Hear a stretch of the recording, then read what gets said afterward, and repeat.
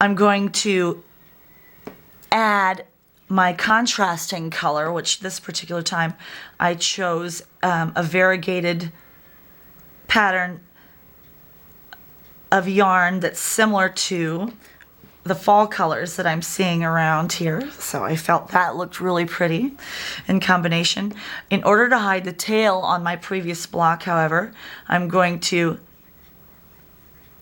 pull that tail through and hide it through the backs of these double crochets. Very similar to how I would have gone through the backs to come into the next space to go to the next row, but you can see how that hides that tail in there. And then we can further hide it once I get my other piece attached. So I'm going to wrap it around my finger again. I'm going to act just like I'm starting a new project. Push my hook through and draw up a hook onto my thread here, or onto my crochet hook here, excuse me. So at this point, I'm going to attach this yarn by starting in the corner.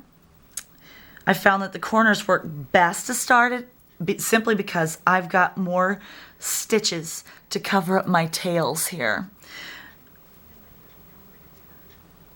So draw it through just like you did before. And now I'm going to start just like I did when I was going to create a new row.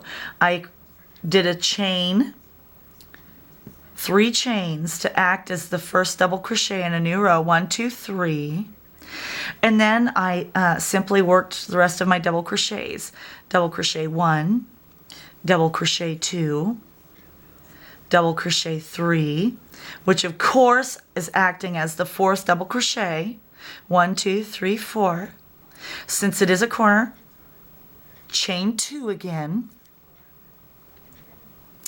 And then since it's a corner in the same space, you need to work your next cluster, your next 4 double crochets.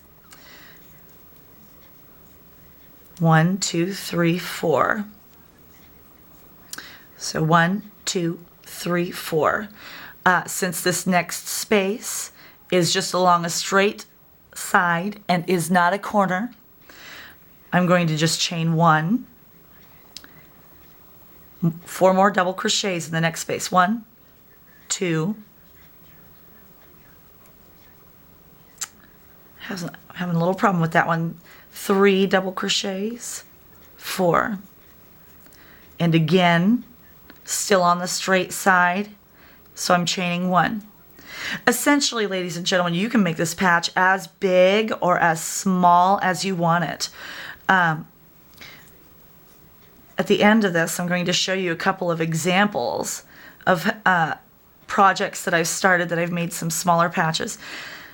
I'm going to pull up some thread here so that I know that that's not going to unravel on me.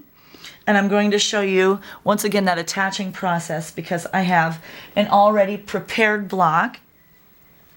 So this particular one, I went with the burnt orange because I felt like, again, it complemented my color scheme of this new thread that I used to create a border in there, that new yarn.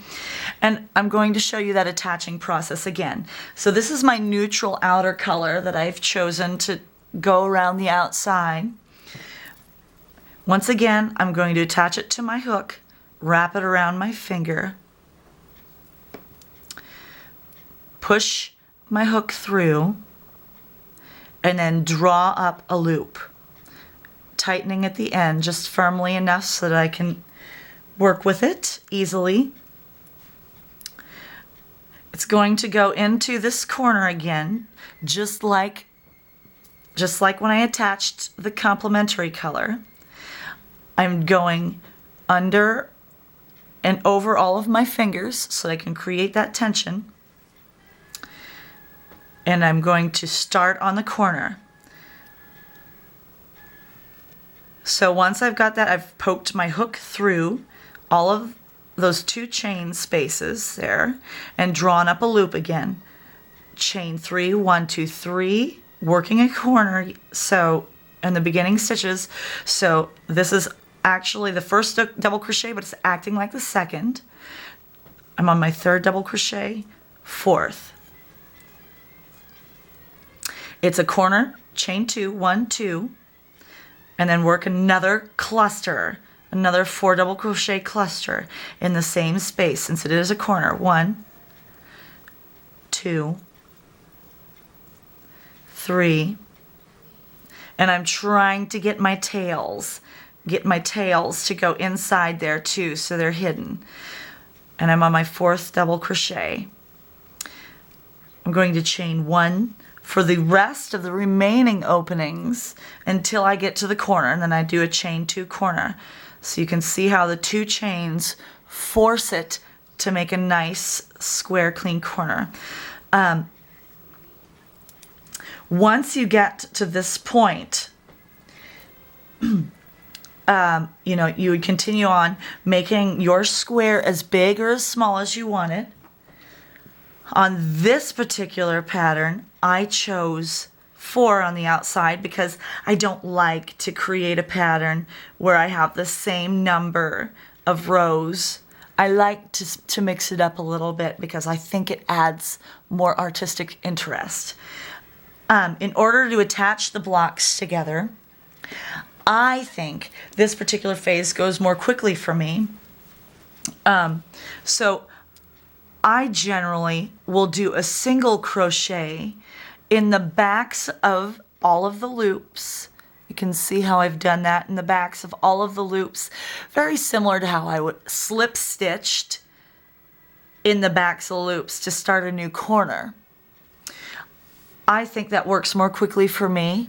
Several people will simply slip stitch with a needle and thread through the backs of the loops to attach them.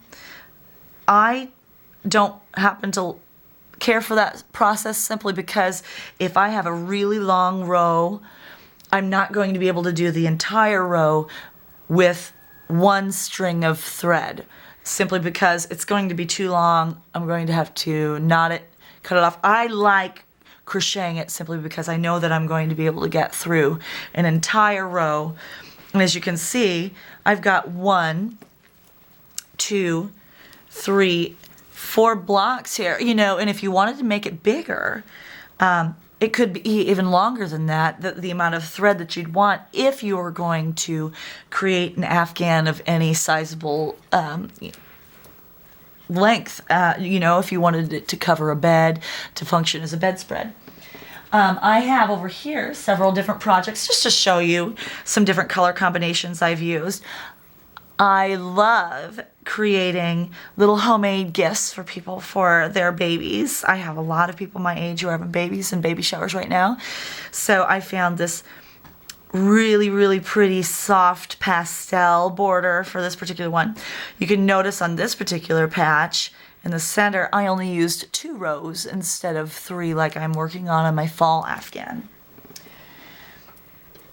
You can use centers that are the same if you want, accenting centers that are the same. This particular one, I found this really, really lovely iris colored combination. I love irises. And so in this particular one, I chose purples and neutrals. I figured this way, and this, by the way, 1, 2, 3, 4 patches is what I've been using for my crib size afghans. Nice quick project for your favorite baby in your life. This is a finished project, a different color combination. You can see, however, that it's the perfect size for your baby in the car seat, simply because, you know, you can't have all that bulk anymore with those car seats. So anyway, it also functions as a crib size. It's really, really nice crib size. You can see the different colored centers and the accenting threads. In this particular one, I found this really, really fun pink camo accent and made coordinating centers. And this time I used a white, nice bright white, and created a scalloped edge, which I can show you, at another day, how to make the scalloped edge. But anyway, I hope you've enjoyed listening to me and working through these crochet projects with me today. I certainly hope you come back and work through another project. I can't wait until the next time. And this is Cathy. Can't wait to see you later. Bye.